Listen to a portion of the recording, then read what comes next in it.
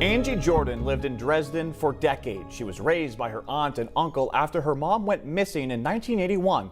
As you can imagine, she went through her whole life wondering what happened to her all those years ago. She just wanted closure. Angie, her aunt, and her uncle waited years for a phone call to get that closure. 4 decades later, the phone finally rang. I had a wonderful childhood, and I don't know where I'd be today without them. But Angie Jordan's childhood, teenage years, and adult life were consumed by one question: where is my mom? She was a little all over the place and just couldn't get herself together. Her mother, Michele Oakes, was born in Farmington, lived in Dresden, and more than 40 years ago moved to the area of Breaux Bridge, Louisiana, bringing her 4-year-old daughter Angie with her and bringing her into a chaotic time. There was a lot of bad things, a lot of bad memories.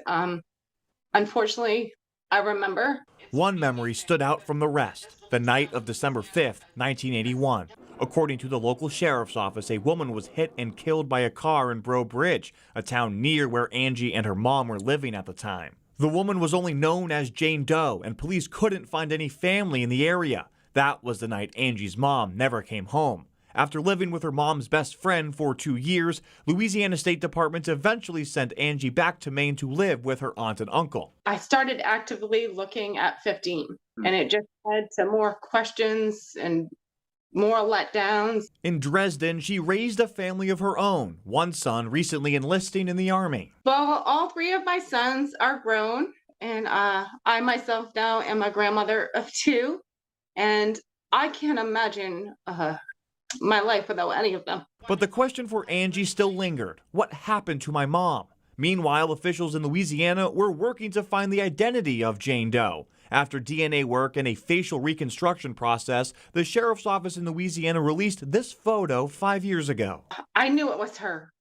I knew instantly that I said, that's my mom. This past February, DNA tests were done to confirm that Jane Doe was Angie's mom. And last week, Angie got a phone call she'd been waiting for 40 years. I was relieved.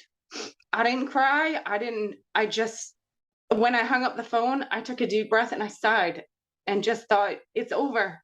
It's finally over.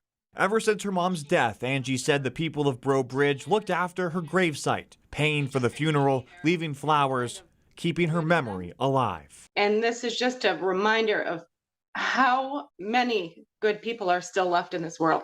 And that's important right now. Despite living in Kentucky, now Angie Jordan says Maine will always be her home, and she is thankful to all her friends and family for helping her find answers over the years.